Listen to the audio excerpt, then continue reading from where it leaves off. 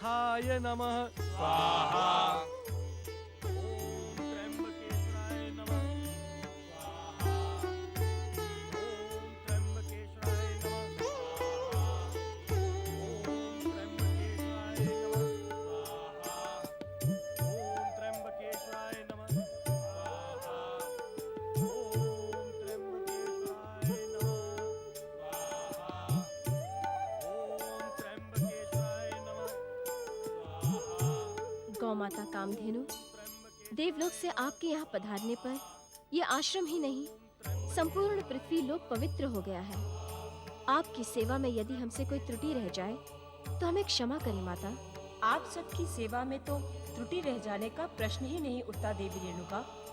जिस स्थान पर सदा भोलेनाथ शिव शंकर के नाम का जाप होता रहता हो, शिव कृपा से वहां आकर स्वयं मेरा जीवन धन्य हो गया। ओम नमः शिवाय। ओम नमः शिवाय। नीलकंठेश्वराय नमः स्वाहा। ओम नीलकंठेश्वराय नमः स्वाहा। ओम नीलकंठेश्वराय नमः स्वाहा। ओम नीलकंठेश्वराय नमः स्वाहा। ओम नीलकंठेश्वराय नमः स्वाहा। ओम नीलकंठेश्वराय नमः स्वाहा। ओम नीलकंठेश्वराय नमः स्वाहा। ओम चंद्रशेखराय नमः स्वाहा।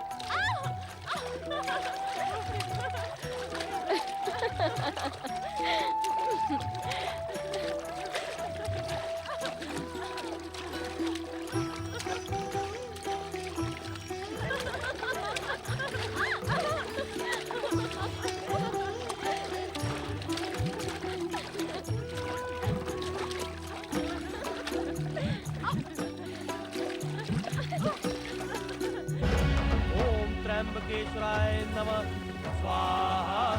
ओम त्र्यंबकेश्वराय नमः स्वाहा। ओम त्र्यंबकेश्वराय नमः स्वाहा।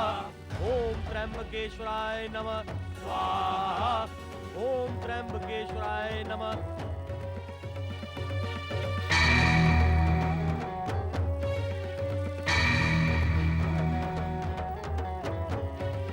पिताश्री, आपने तो प्रति मास 30 शिव यज्ञ करने का संकल्प किया था, फिर ये अचानक यज्ञ क्यों रोक दिया? क्या हमसे कोई त्रुटि हुई है?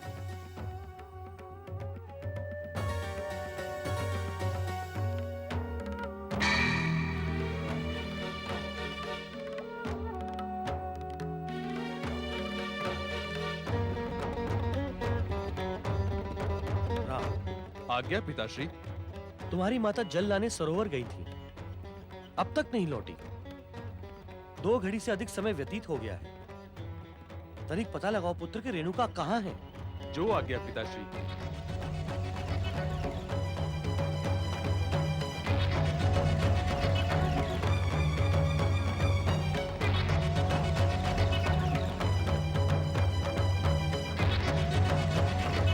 रेणुका, तुम्हें आने में इतना विलंब क्यों हुआ और जल पात्र कहाँ छोड़ाई?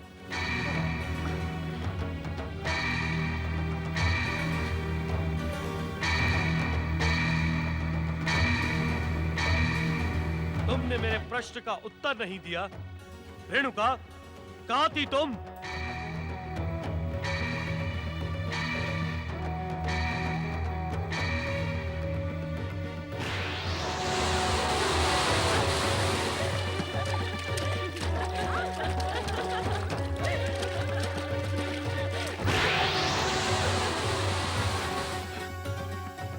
क्या ये सत्य नहीं रेणुका कि तुम्हारे विलंब का कारण गंधर्वराज चित्ररथ था?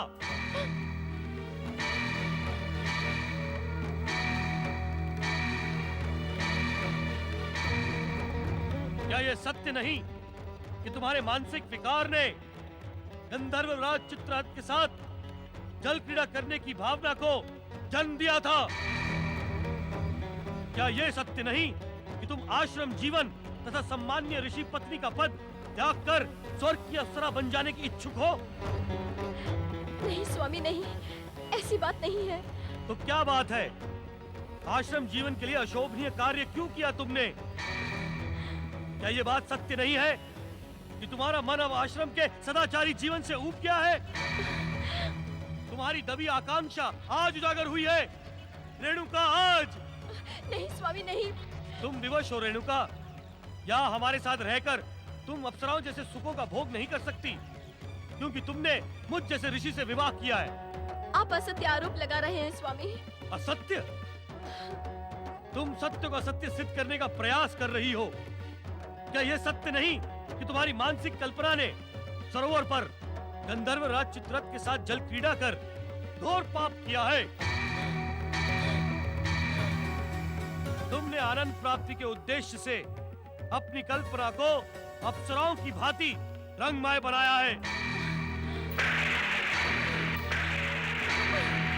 तुमने अपने प्रतिव्रत धर्म तथा सतीत्व को कलंकित किया है रेणुका।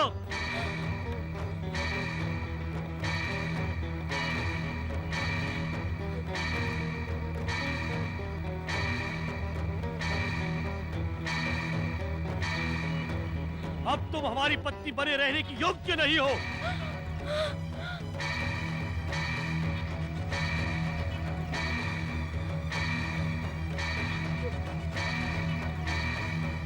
मानसिक विकार से आनंद प्राप्त करने के पश्चात तुम्हें जीने का भी अधिकार नहीं है। पुत्र सुधर्मा, ये कुल्हाड़ी लो और अपनी माता का मस्तक काट डालो।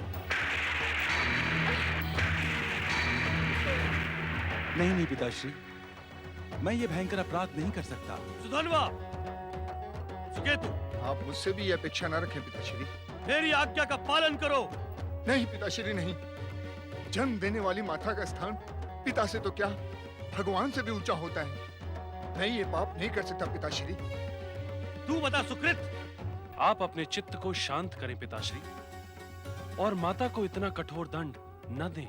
मुझे तुम्हारे परामर्श की आवश्यकता नहीं, मेरी आज्ञा का पालन करो।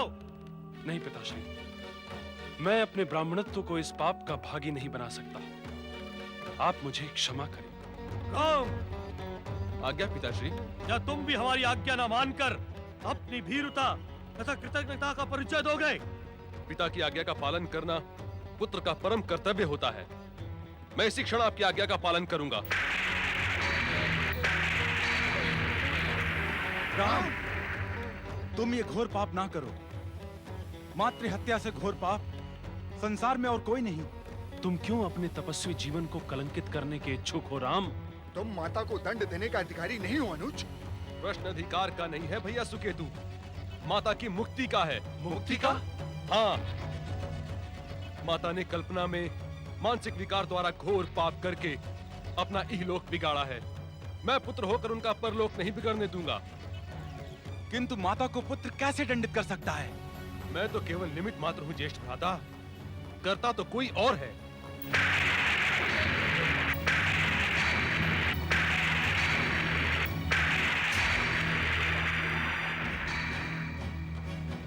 मुझे क्षमा करना माता, मैं पिता की आज्ञा के सम्मुख विवश हूँ। विलंब न करो राम, इस पापिन का मस्तक काट डालो, तभी मेरी आत्मा को शांति मिलेगी। तुम किसी प्रकार का खेद अथवा ग्लानि मन में ना लाओ। जैसी आज्ञा पिताश्री।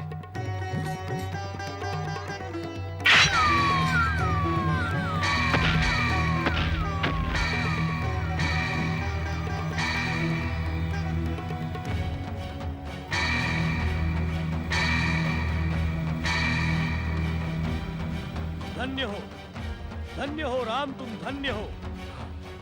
किंतु तुम्हारा कार्य अभी पूर्ण नहीं हुआ है। तुम्हारे तीनों भाइयों ने भी हमारी आज्ञा की अवहेलना की थी। ये भी दंड के पात्र हैं। इन तीनों का भी शिरोच्छेद करके हमारे अपमान का प्रतिशोध लो। जो आज्ञा पिताश्री।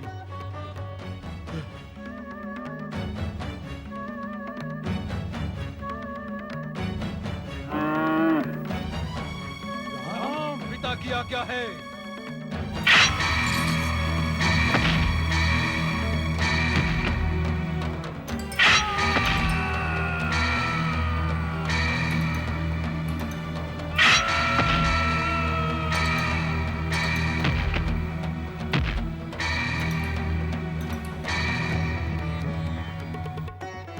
नारायण नारायण।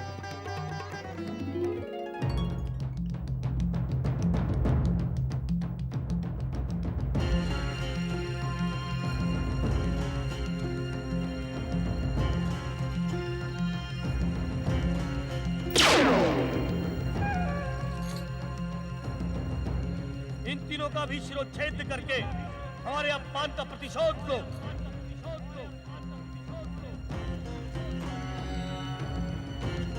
एक आदर्श पिता के आज्ञाकारी पुत्र का कार्य देखकर भयभीत ना हो नारद। यदि जमदग्नि राम अपने पिता की आज्ञा का पालन न करता तो हमारे परम भक्त जमदग्नि के हृदय को कितनी पीड़ा पहुंचती, इसकी तुम कल्पना भी नहीं कर सकते। किंतु भोलेनाथ, एक ब्राह्मण ऋषि के आश्रम में ब्राह्मण पुत्रों द्वारा हिंसा का यह भयानक तांडव क्या भक्ति एवं तपस्या पर प्रश्न चिन्ह नहीं लगा देता? नहीं नारद, व्यक्ति जन्म से नहीं कर्म से वर्ण धारण करता है। राम ने ब्राह्मण होते हुए क्षत्रियोचित कार्य करके यह सिद्ध कर दिया कि कठिन परिस्थितियों में व्यक्ति को जात पात तथा वर्ण कुल से ऊंचा उठकर निर्णय करना उचित होता है। किंतु प्रभु, जमदग्नि ऋषि का रेणुका देवी पर क्रोध करना यह शंका पर आधारित था, परंतु उन्होंने अपने पति के साथ प्रवंचना कदापि नहीं की थी। किंतु अपने मन को काम क्रीड़ा में रमाकर विचलित तो किया था। नारद, मन ही सत्कर्मों और दुष्कर्मों का मूल कारण है। यदि मन ही विकारी हो जाए तो तन मन की समस्त पवित्रताएं कलुषित हो जाती है। मानवता को इसी सत्य का ज्ञान कराने के लिए जमदग्नि आश्रम में यह विचित्र घटना घटी है। तुम चिंतित ना हो नारद, कुछ समय पश्चात स्थिति सामान्य तथा पूर्ववत हो जाएगी। हर हर महादेव। ओम नमः शिवाय।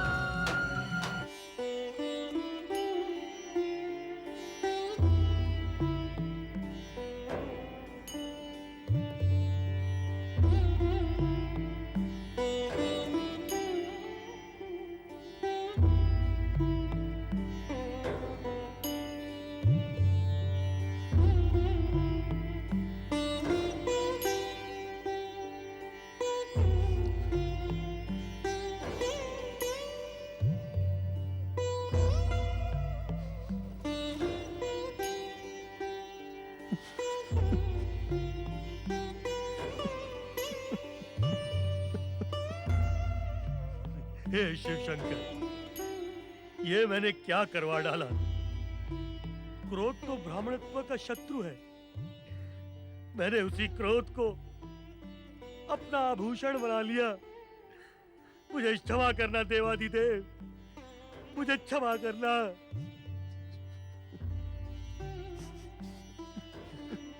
राम, तुम किस बात पर दुखी हो?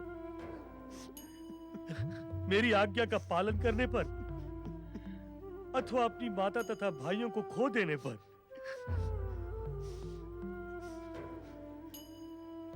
पिताश्री, यदि आप आज्ञा दें तो मैं इसी क्षण इसी कुल्हाड़े से अपना मस्तक भी काट सकता हूं। परंतु दुख इस बात का है कि जिन्हें खो दिया उन्हें पुनः प्राप्त नहीं कर पाऊंगा। पुत्र, मेरी आज्ञा पर तुमने जो कार्य किया वो बड़ा कठिन था। तुम जैसा आज्ञाकारी पुत्र पाकर मैं अत्यंत प्रसन्न हूं। मैंने अब तक जो भी पुण्य किए हैं, जो तप किए हैं, उन सब के बल पर मैं तुम्हें वरदान देने का इच्छुक हूं। मांगो पुत्र, मन में जो भी कामनाएं हैं सब पूरी कर लो। मैं तुम्हारी हर कामना पूरी करने के लिए तत्पर हूं।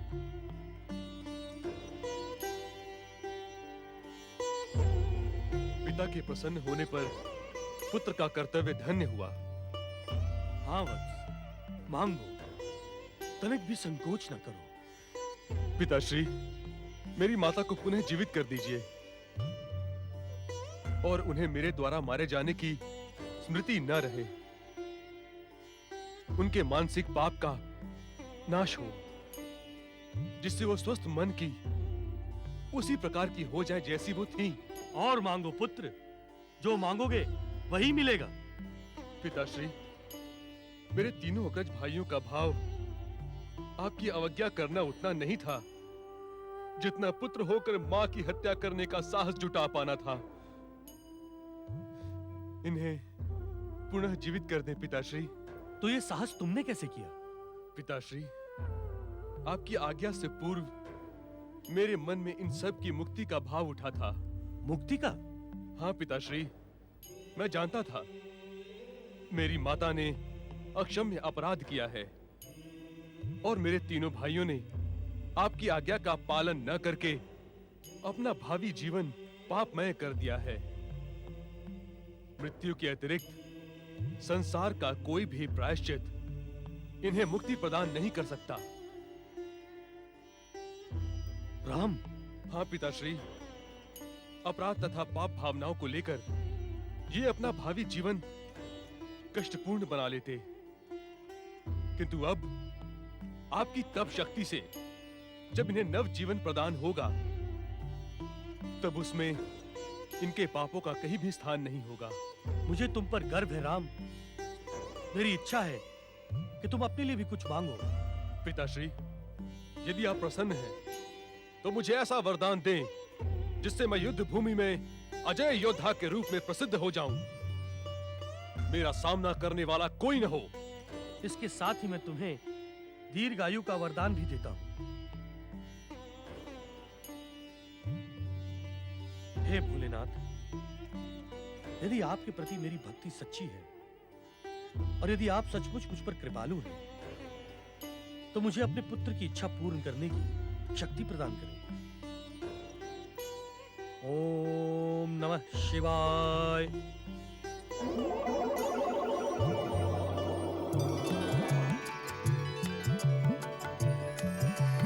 ओम नमः शिवाय।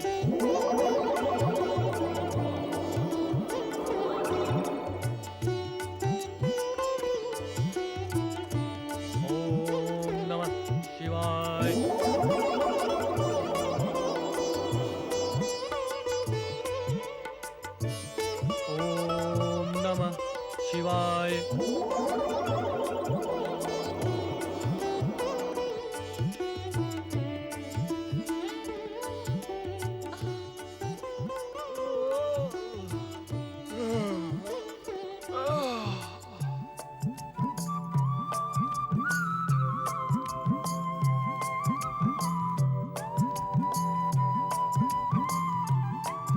पुत्र राम, हमें ऐसे में नींद आ गई थी, तुमने हमें जगाया क्यों नहीं?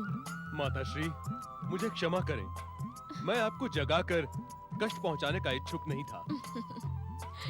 पिताश्री, यज्ञ का कार्य आरंभ करें। चलिए।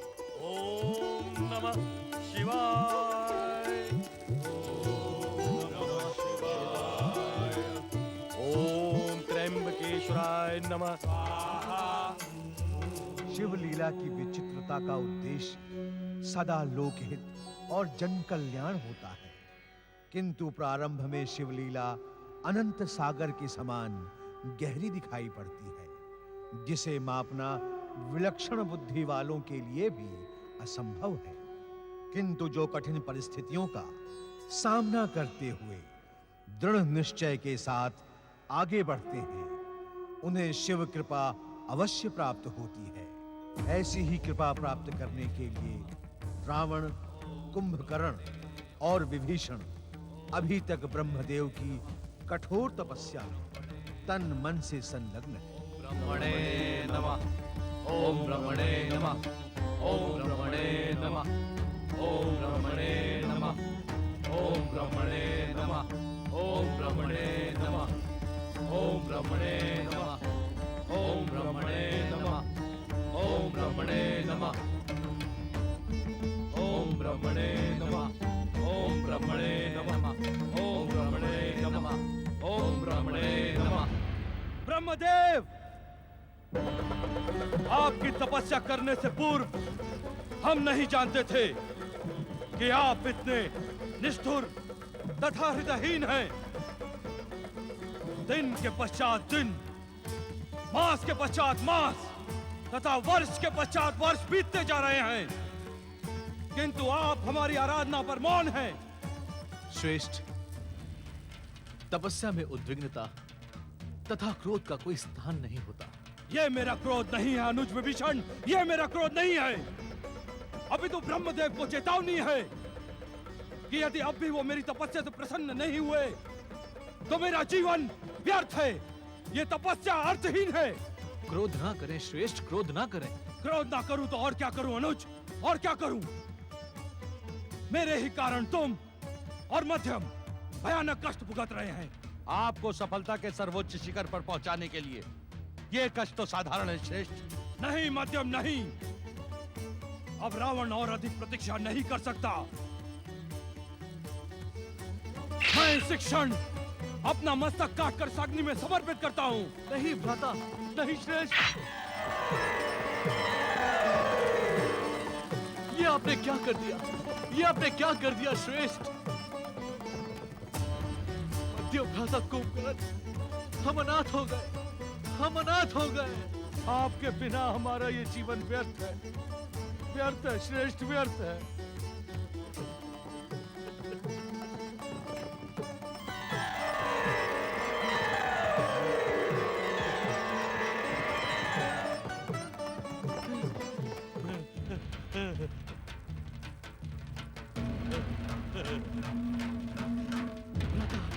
नहीं श्रेष्ठ, नहीं।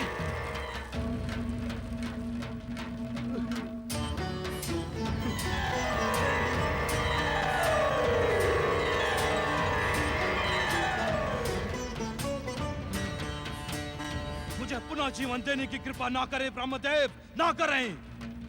ऐसे व्यर्थ जीवन की इच्छा नहीं है मुझे।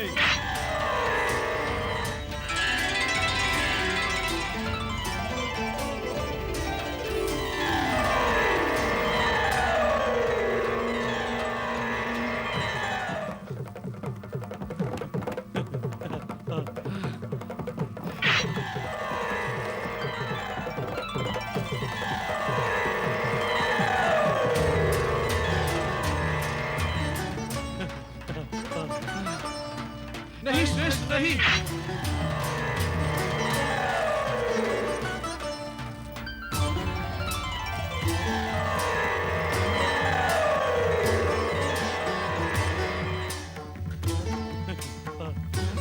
क्या नियंता स्वयं रावण से परिहास कर रहा है? ब्रह्मदेव, आप ना तो मुझे जीने देने के इच्छुक हैं और ना मरने देने के। आपकी इच्छा क्या है मैं नहीं जानता,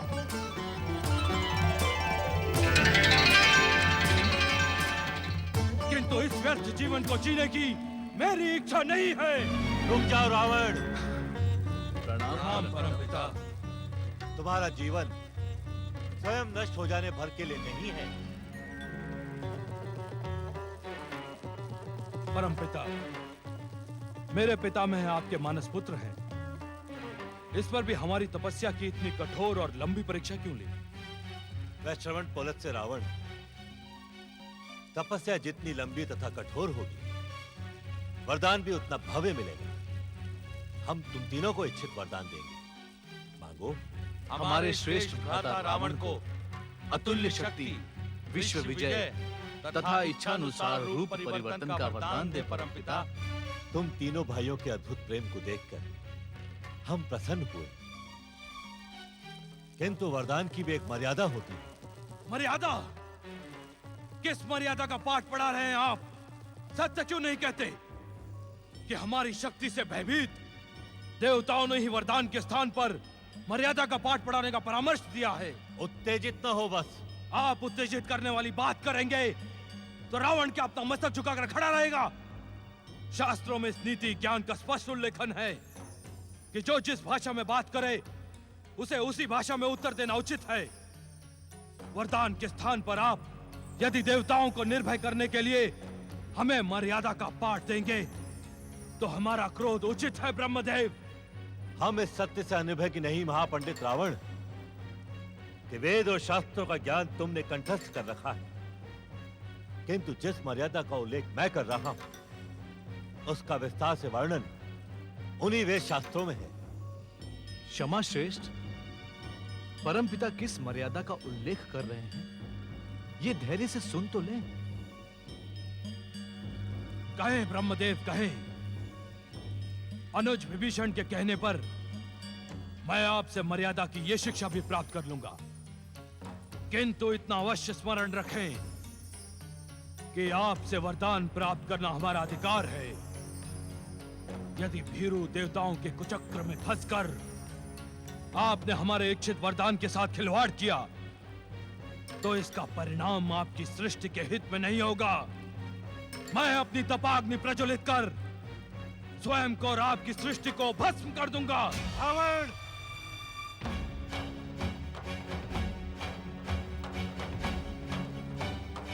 अभिमान तुम्हारा सर्वनाश कर देगा।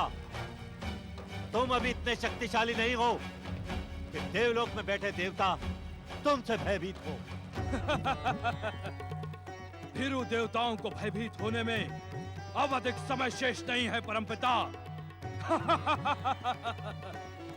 स्वर्ग का सुख भोग रहे भीरू देवताओं, रावण की चेतावनी का स्मरण रखना। अब तुम्हारे सुख भोग और ऐश्वर्य के दिन समाप्त हुए। श्रेष्ठ, पहले हम इससे वरदान तो ले लें। वरदान इसे देना होगा, यह विधि का विधान है, उससे ब्रह्मा मुंह नहीं मोड़ सकता। तुम चिंता ना करो मध्यम, चिंता ना करो। हमने कठोर तपस्या द्वारा आपको प्रसन्न किया है परमपिता।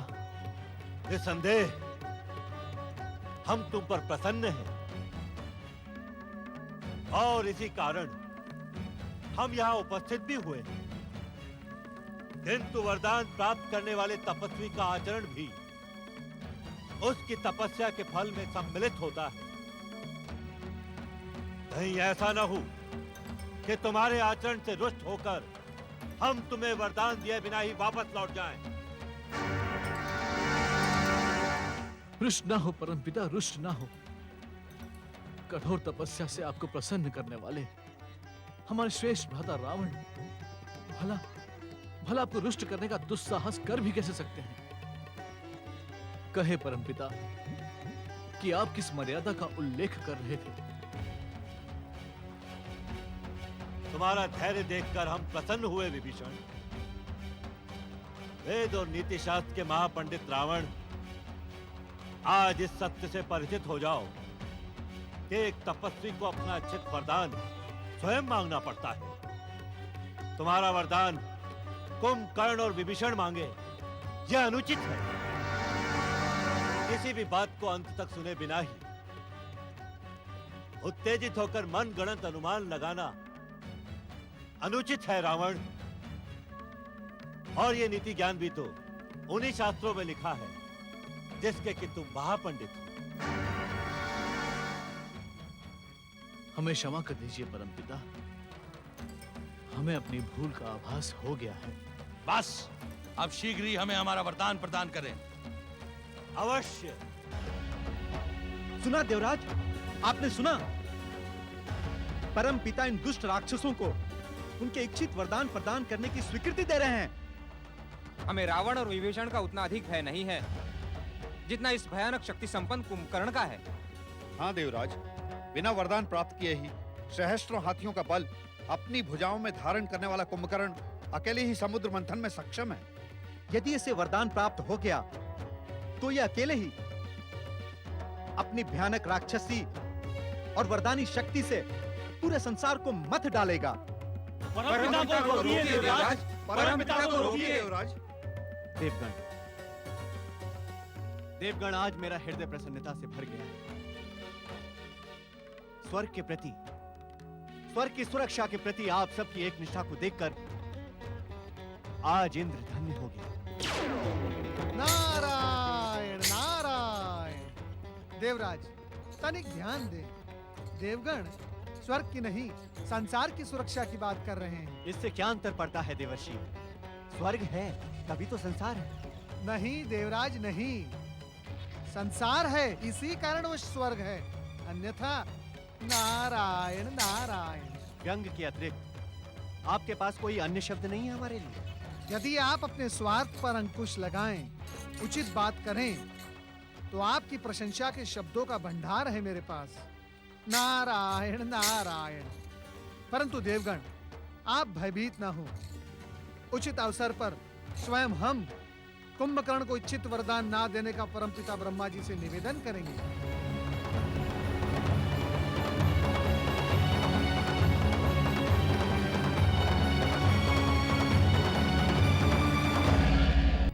देवगण,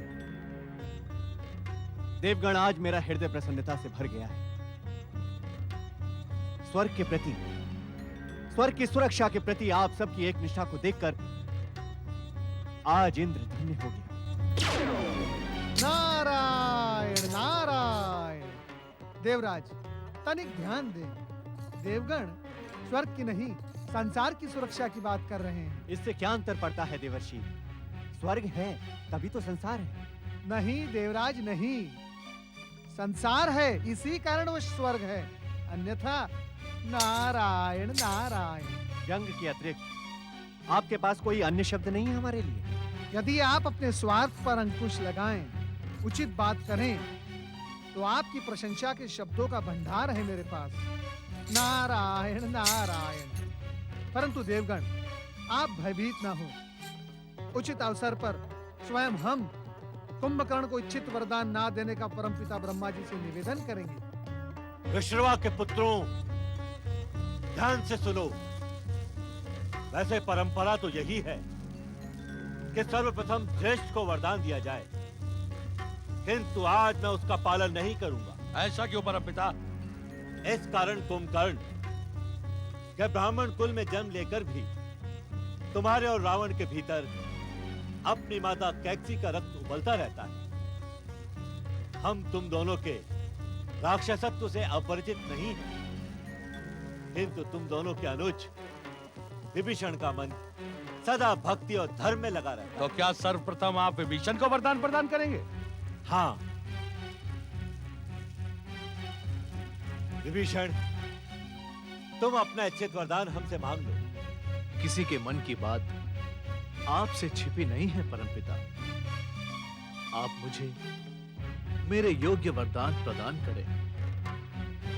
ये सुनकर हम और भी प्रसन्न हुए विभीषण। सुनो विभीषण, आज के पश्चात भयानक से भयानक विपत्ति आने पर भी तुम अधर्म के मार्ग पर नहीं जाओगे। बिना शिक्षा प्राप्त किए ही संसार का समस्त ज्ञान तुम्हें प्राप्त हो जाएगा। संन्यास न धारण करने पर भी संसार तुम्हें धर्मात्मा और ऋषि कहकर पुकारेगा। तुम्हारे आचरण और धर्म निष्ठा के कारण ही श्री भगवान तुम्हें अपना मित्र बनाएंगे।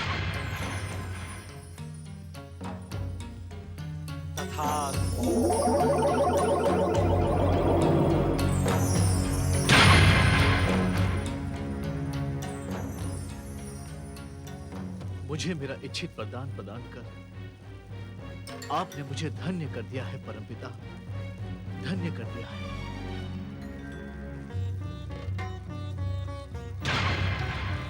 महापंडित रावण, कहो तुम्हारी क्या इच्छा है? तुम भी हमसे अपना इच्छित वरदान मांगो। परमपिता, मेरे प्रिय अनुज कुंभकर्ण और विभीषण ने जो मेरे निमित्त मांगा है वो मुझे मिले, और वो सब भी जिसके मैं योग्य हूं। रावण, तुमने 10 बार अपना मस्तक काटकर हमें समर्पित किया है। इस कारण तुम्हें तुम्हारे इच्छित वरदानों के साथ ही हम तुम्हें दशानन होने का वरदान भी प्रदान करते हैं। तथास्तु।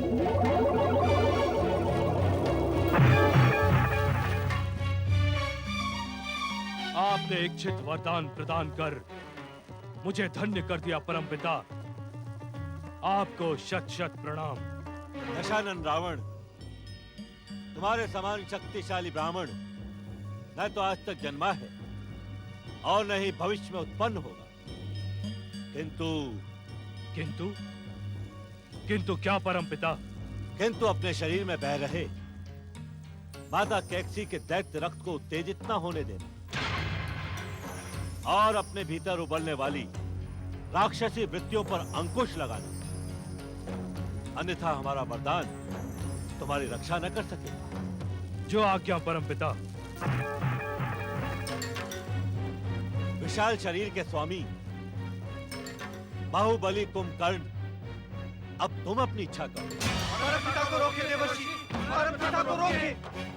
तनिक विचार करें परमपिता, रुके परमपिता, आप उसे वरदान ना दें।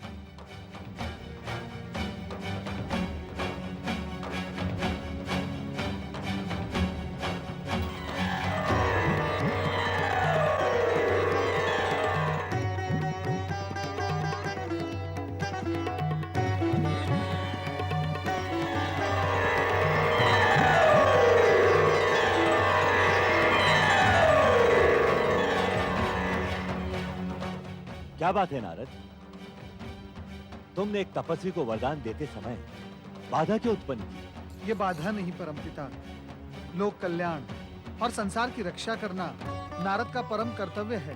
अर्थात इस संसार का कोई भी रहस्य आपसे छिपा हुआ नहीं है परमपिता। भयानक शक्तियों से संपन्न कुंभकर्ण ने तीनों लोकों में बिना वरदान प्राप्त किए ही उत्पात मचा रखा है। हाँ परमपिता, एक बार भूख से व्यथित होकर ये दुष्ट स्वर्ग की 7 अप्सराओं को खा गया था। इतना ही नहीं परमपिता, इसने स्वर्ग के 10 सेवकों को अपना निवाला बना डाला। ये अब तक कितने मनुष्य और पशुओं को पचा गया है, ये कहना असंभव है परमपिता। इसे वरदान ना दे परमपिता, अन्यथा अनर्थ हो जाएगा। ये तीनों लोगों को खा जाएगा। परमपिता, आप इसे वरदान में सांसारिक मोह प्रदान करें। वाणी की अधिष्ठात्री देवी सरस्वती शीघ्र उपस्थित हों, शीघ्र उपस्थित हों, शीघ्र उपस्थित हों।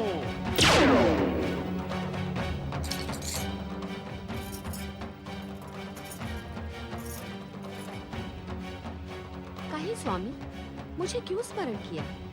वाणी की अधिष्ठात्री देवी सरस्वती, मैं इस समय अपने कर्तव्य के धर्म संकट में फंस गया हूं। यदि आप सहायता करें तब इस विशाल शरीर के स्वामी भयंकर कुंभकर्ण से तीनों लोगों की रक्षा होगी।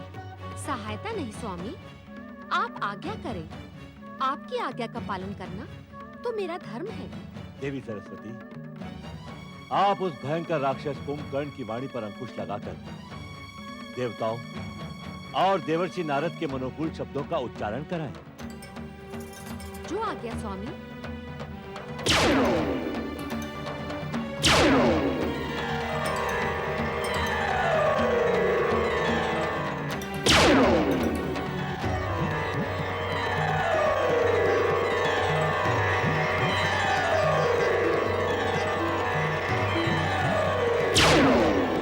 महाबली कुंभकर्ण, तुम किस सोच विचार में पड़े हो?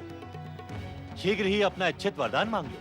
हे परमपिता ब्रह्मा जी, आपकी कठोर तपस्या से मेरा शरीर थक सा गया है। मैं विश्राम करने का इच्छुक हूँ।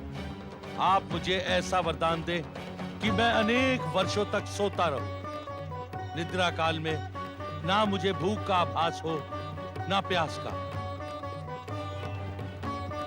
तथास्तु।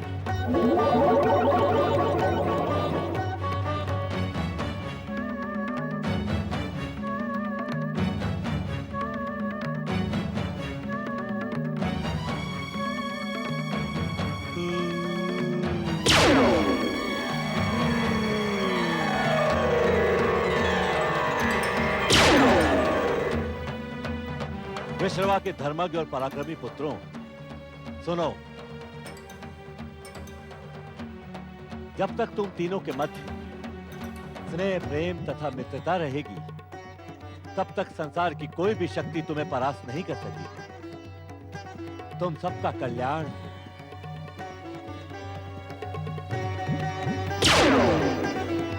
परम पिता ब्रह्मा जी एवं माता सरस्वती की जय जय जय। कुंभकर्ण, अरे तेरी मति मारी गई है क्या? मूर्ख, तूने कैसा मूर्खता का वरदान मांग लिया? इतने विशाल शरीर के स्वामी होने के पश्चात भी तेरी बुद्धि लघु है। इस समय आप मुझसे वार्तालाप ना ही करें श्रेष्ठ, मुझे घोर निद्रा आ रही है। मध्यम भैया, ओम नमः शिवाय, ओम नमः शिवाय, ओम नमो भगवते रुद्राय, ओम नमो भगवते रुद्राय, ओम नमः शिवाय। त्रिलोकीनाथ भगवान शिव शंकर की। भोलेनाथ, आपने मुझ जैसे शूद्र प्राणी की प्रार्थना पर मेरे पौत्र रावण, कुंभकर्ण तथा विभीषण को वरदान के लिए ब्रह्मदेव को प्रेरित किया। इसके लिए आपको शत शत धन्यवाद। आपके प्रति कृतज्ञता व्यक्त करने के लिए ही मैं कैलाश पर उपस्थित हुआ हूँ प्रभु। ब्रह्म ऋषि पुलत्स्य, ब्रह्मदेव ने आपके पौत्रों की कठिन परीक्षा लेकर ही उन्हें वरदान प्रदान किया है, किंतु अब उनकी पहले से भी अधिक कठिन परीक्षा प्रारंभ हुई। मैं कुछ समझा नहीं भोलेनाथ। ब्रह्म ऋषि पुलत्स्य, रावण, कुंभकर्ण तथा विभीषण ने जिन दायित्वों को प्राप्त कर लिया है, उनका निर्वाह करना अत्यंत कठिन है। स्वयं ब्रह्मदेव ने रावण को सावधान किया था कि वो अपनी दैत्य वृत्तियों को नियंत्रण में रखे, अन्यथा उसका जीवन संकट में पड़ जाएगा। विश्वास रखे भोलेनाथ, मैं समय समय पर रावण को सत्कर्म, सदाचार तथा संयम पर चलने की प्रेरणा प्रदान करने के साथ ही आपके आदेश का स्मरण भी करवाता रहूंगा। अब मुझे आज्ञा दे भोलेनाथ। प्रणाम। नारायण नारायण। हम जानते हैं नारद कि तुम्हारी जिज्ञासा ने आकार लेना प्रारंभ कर दिया है। सत्य है भोलेनाथ, रावण के विषय में सुनकर मेरी जिज्ञासा ने उसका भविष्य जानने के लिए उत्सुक होना प्रारंभ कर दिया है।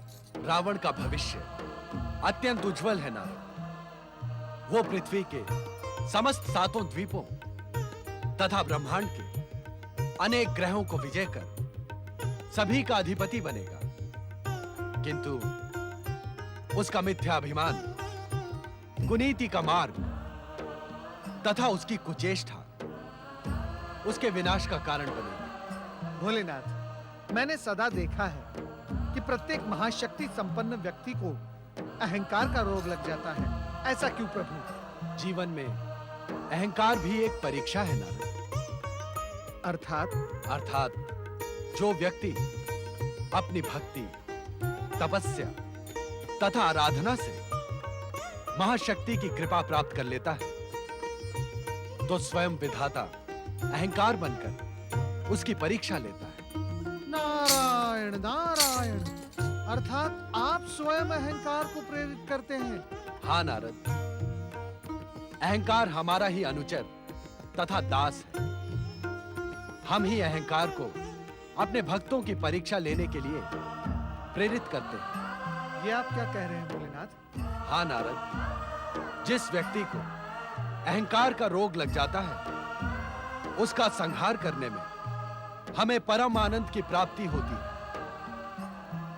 नारायण नारायण। तो क्या पुलत्स्य ऋषि के पौत्र रावण का भी? रावण के भविष्य में ग्रहण लगने में अभी समय शेष है नारद। उसके लिए अभी से अपनी नारदीय लीला प्रारंभ न करो।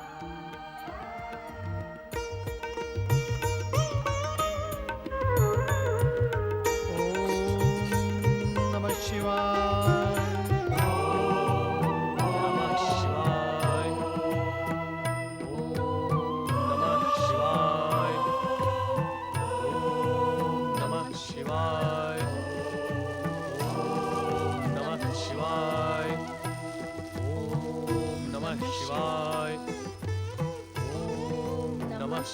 शिवाय। ओम नमः शिवाय। ओम नमः शिवाय। ओम नमः शिवाय। ओम नमः शिवाय। ओम नमः शिवाय। ओम नमः शिवाय। पिताश्री, माताश्री, यदि आप प्रसन्न हैं, तो मैं आपके चरणों में एक निवेदन प्रस्तुत करने का इच्छुक हूँ। पुत्र राम, भगवान शिव की आराधना करने वाले कभी अप्रसन्न नहीं होते। तुम निसंकोच कहो। मैं एकांत वन में जाकर शिव आराधना करने का इच्छुक हूँ। मुझे आज्ञा प्रदान करें। राम, शिव आराधना तो तुम यहाँ रहकर भी कर सकते हो। तुम्हारे पिता का यह आश्रम इस संसार का तपस्या के लिए श्रेष्ठ स्थान है। माताश्री, पिताश्री और आपके चरणों के समीप रहकर तपस्या का उत्साह एवं प्रतिफल द्विगुणित हो जाएगा। किंतु क्या पुत्र? भगवान भोलेनाथ के संकेत से मेरे मन में कठोर तपस्या का भाव जागृत हुआ है। आप सभी की स्नेह छाया में संभवतः मैं भगवान भोलेनाथ की इच्छा को पूर्ण न कर सकूं। यही कारण है कि मैं वन जाने की अनुमति मांग रहा हूं। तुम्हारी प्रत्येक इच्छा का सम्मान करना हमारा धर्म है और उसी में हमारा तथा जगत का कल्याण निहित है। जो उचित हो तुम वही करो। हमारा आशीर्वाद तुम्हारे साथ है पुत्र। प्रणाम।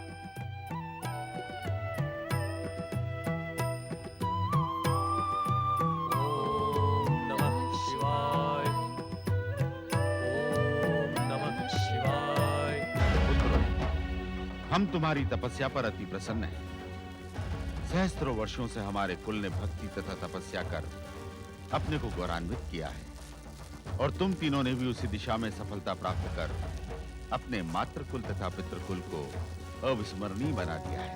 पुत्र दशानन रावण, तुम्हें ब्रह्मा जी ने भक्ति के स्थान पर शक्ति का वरदान दिया है। भविष्य में तुम्हारी क्या योजना है? निसंदेह माता, मुझे शक्ति का ही वरदान प्राप्त हुआ है। अब आपका पुत्र इस संसार का सबसे शक्तिशाली पुरुष है। अब दशानन रावण अपनी महान शक्ति से इस संसार का एक छत्र सम्राट बनेगा तथा पृथ्वीलोक वासियों को अपने चरणों में झुकाएगा। नहीं पुत्र नहीं, ये तुम क्या कह रहे हो? तुमने ब्राह्मण कुल में जन्म लिया है। ब्राह्मणों का कार्य तो जन कल्याण का है, समाज को अपने चरणों में झुकाने अथवा सम्राट बनने का नहीं। पुत्र रावण, तुम्हारा जन्म ब्राह्मण बनकर जगत कल्याण में अपना शरीर सुखाने के लिए नहीं हुआ है। अभी तो तुम्हारी शिराओं में मेरा दैत्य रक्त बह रहा है। दशानन बनकर तुम सर्वश्रेष्ठ राक्षस बन गए हो। अब अपनी महान शक्ति का प्रयोग मानवों और देवताओं से श्रेष्ठ बनने के लिए करो। मेरा मार्गदर्शन करें माता, वही होगा जो आप चाहेंगी।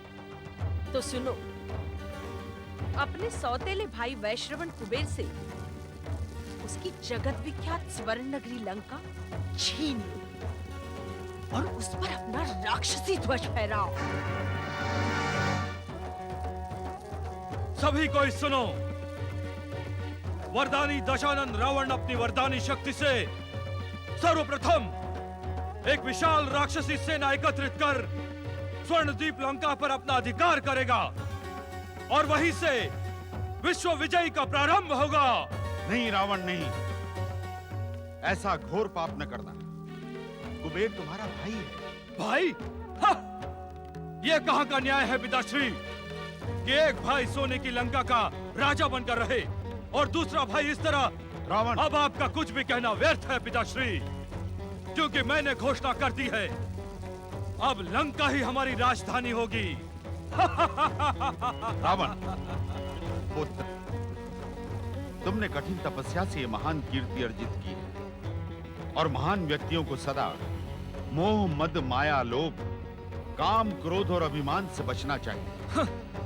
तुम अपनी शक्ति के अभिमान में अपने भाई पर आक्रमण कर ऐसा घृणित कार्य न करना। यही तुम्हारे पितामह का आदेश और इच्छा है। आपने ये बताने में अधिक विलंब कर दिया पिताश्री, क्योंकि रावण निर्णय ले चुका है। अपने निर्णय को स्थगित करो रावण। संसार के स्वामी कैलाशपति भगवान शिव की यही इच्छा है। संसार के स्वामी भगवान शिव? मुझे ये महाशक्ति का वरदान आपके शिव ने नहीं दिया पिताश्री। यही कारण है कि उन्हें मुझे आदेश देने का कोई अधिकार नहीं। रावण, चलो अनुजों, हम अपना विश्व विजयी अभियान प्रारंभ करें। किंतु श्रेष्ठ, क्या ये अभियान पिताश्री तथा पितामह का अनादर करके प्रारंभ होगा? अनुज विभीषण, ये अभियान तो मेरी घोषणा से ही प्रारंभ हो गया है। इनके आदर निरादर की मुझे तनिक भी चिंता नहीं।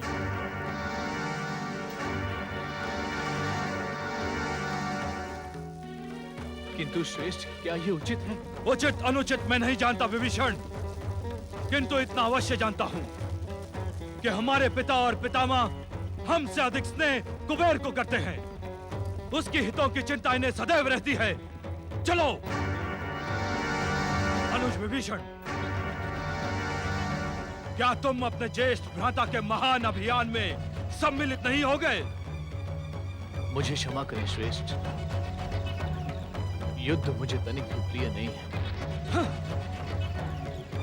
मैं यहीं से आपकी विश्व विजय के लिए प्रार्थना करूंगा। विभीषण, एक बात का स्मरण रखना, विजय प्रार्थना से नहीं, शक्ति से प्राप्त होती है, शक्ति से। जिस शक्ति से तुम विजय प्राप्त करने जा रहे हो रावण, वो शक्ति भी तुम्हें प्रार्थना से ही प्राप्त हुई। ऋषिवर, इस वरदान से पहले भी मेरा रावण सर्वशक्तिमान था। कुंभकर्ण, कुंभकर्ण, तुम्हारी क्या इच्छा है मध्यम? युद्ध की तो तीव्र इच्छा है ज्येष्ठ भ्राता श्री, और सुना है कुबेर की नगरी के यक्षों का मांस भी स्वादिष्ट होता है। किंतु नींद से मेरा चित्त बोझिल हो रहा है। कुंभकर्ण, तुमने ब्रह्मा से ऐसा मूर्खतापूर्ण वरदान मांगकर अपना सर्वनाश कर लिया है। अब क्या रावण अकेला ही विश्व विजय अभियान पर निकलेगा? जयेश की शक्ति के सम्मुख ऐसे 10 विश्व भी आकर खड़े हो जाएं, तो भी विजय जयेश की ही होगी। और हाँ जयेश भ्राता श्री, यदि अभियान में कोई कठिनता आए तो अवश्य मुझे जगा देना। मध्यम भैया, आप चिंता न करें माता, विजय आपके पुत्र दशानंद रावण की ही होगी। विश्व विजयी भव।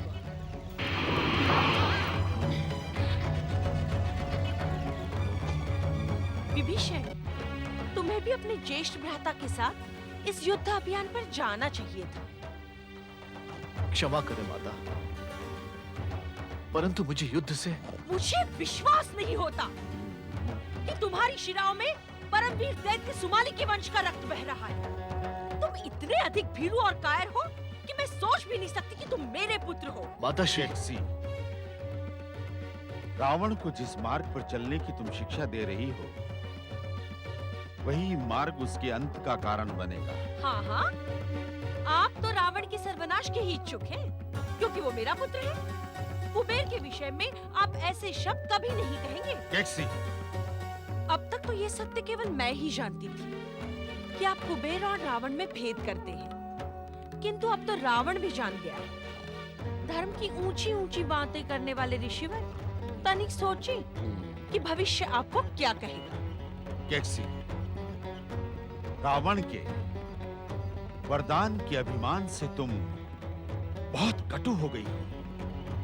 सत्य सदा कड़वा ही होता है ऋषिवर।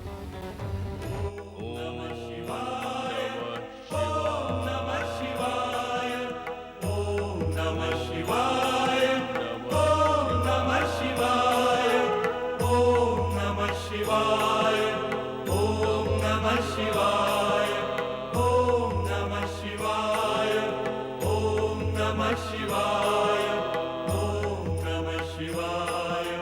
ओम नमः शिवाय।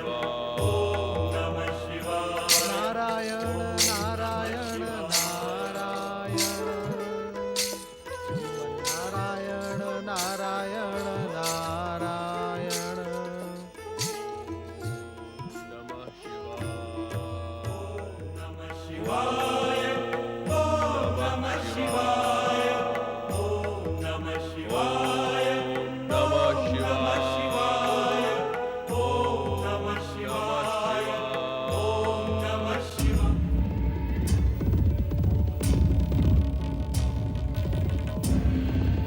आओ सैनिकों, ओम नमः शिवाय।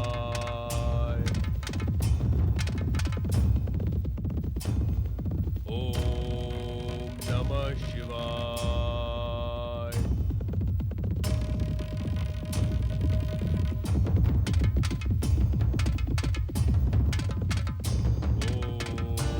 नमः शिवाय। ओम नमः शिवाय। ओम नमः शिवाय। अरे तपस्वी, नमः शिवाय। अरे ओ तपस्वी, क्यों शिव आराधना करके अपना समय गंवा रहा है? इच्छित वरदान की अभिलाषा है तो मेरी भांति भगवान दत्तात्रेय की तपस्या कर, मनोवांछित वरदान प्राप्त होगा तुझे।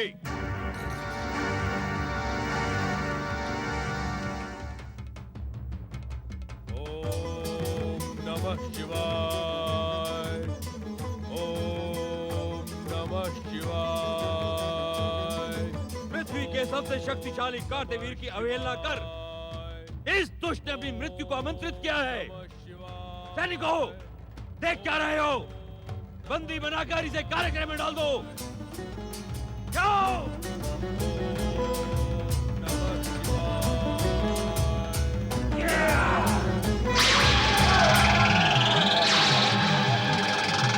वीरों की भांति भयभीत होकर भागो नहीं।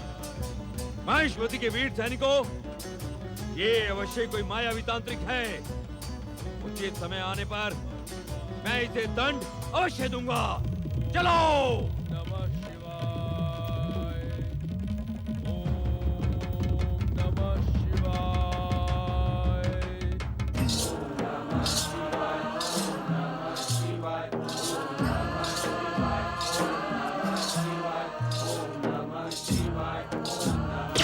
हर हर महादेव, हर हर महादेव, हर हर महादेव।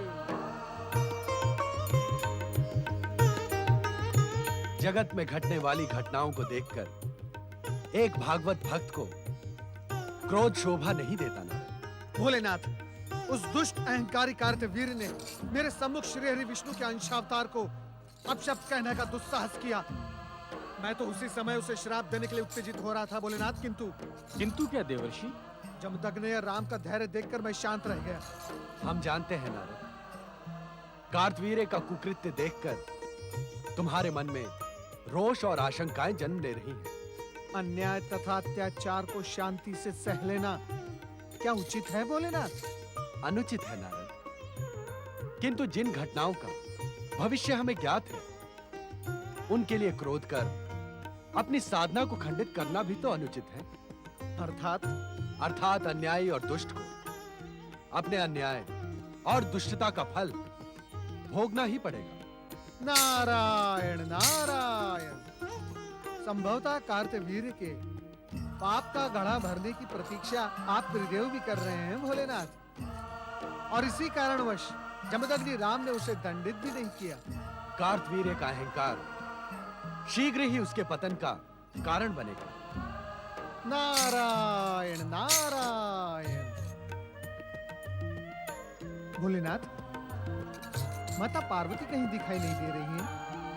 श्री गणेश के निवेदन पर माता पार्वती भगवान भोलेनाथ से आज्ञा लेकर गणेश लोक में निवास कर रही हैं देवर्षि।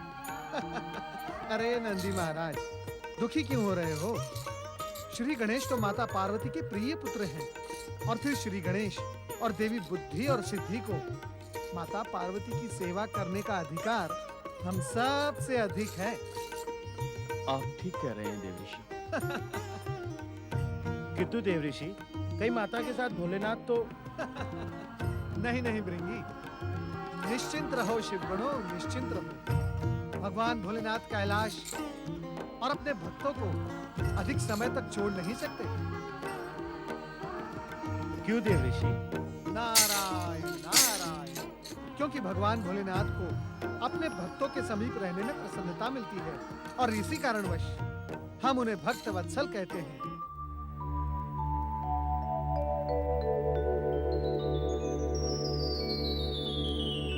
राक्षस संस्कृति के उद्धारक दशानन रावण की, वरदानी योद्धा परमवीर दशानन रावण की, वरदानी वीर दशानन रावण की। कुबेर, लंका हम राक्षसों की पवित्र भूमि है, इसका तुम अविलंब त्याग कर दो।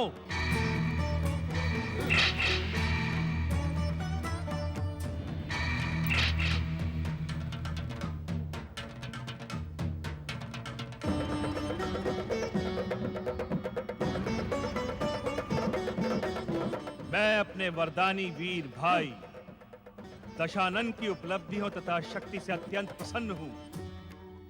रावण, तुमने हमारे कुल का नाम गौरवान्वित किया है। कुबेर, मैं यहाँ पर अपनी प्रशंसा सुनने नहीं, अभी तो इस स्वर्ण नगरी पर अपना अधिकार करने आया हूँ। अपनी संपत्ति पर अधिकार कैसा दशानन? स्वर्ण लंका जैसी मेरी है वैसी तुम्हारी। केवल मेरी, तुम्हारी नहीं कुबेर। लंका हमारी है, हम राक्षसों की है। मुझे इसमें भी तनिक बाधा नहीं। वैसे भी तुम्हारी उपलब्धियों पर मुझे तुम्हें पुरस्कृत तो करना ही था। स्वर्ण लंका तो तुम्हारी महान सफलता के समक्ष एक तुच्छ पुरस्कार है, किंतु तुम उसे स्वीकार कर मुझे अनुग्रहित करो। भाई भाई के मध्य संघर्ष अनुचित ही नहीं, निंदनीय भी है। फिर तुम तो मेरे अनुज हो, मेरे छोटे भाई। तुम्हें लंका का राज्य प्रदान कर मुझे हार्दिक प्रसन्नता हो। तुम मुझे दान नहीं दे रहे हो कुबेर। लंका मैं अपने बाहुबल से प्राप्त करूंगा, तुम्हारी प्रसन्नता तो दया से नहीं। दशानन, यदि तुम मेरी पराजय से प्रसन्न हो सकते हो तो तुम्हारी प्रसन्नता के लिए मैं पराजय स्वीकार करता हूं, परंतु लंका की इस पवित्र भूमि पर व्यर्थ रक्तपात मत करो। दशानन रावण, तुम लंका का राज सिंहासन सुशोभित करो, मैं अपना राज्य कहीं और बसा लूंगा। तुम्हारे भविष्य की सुखद कामना करते हुए मैं तुम्हें आशीर्वाद प्रदान करता हूं।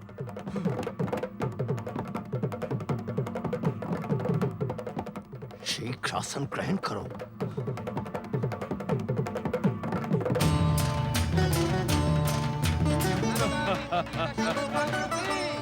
लंकाधिपति दशानन रावण की, लंकाधिपति दशानन रावण की, लंकाधिपति दशानन रावण की, लंकाधिपति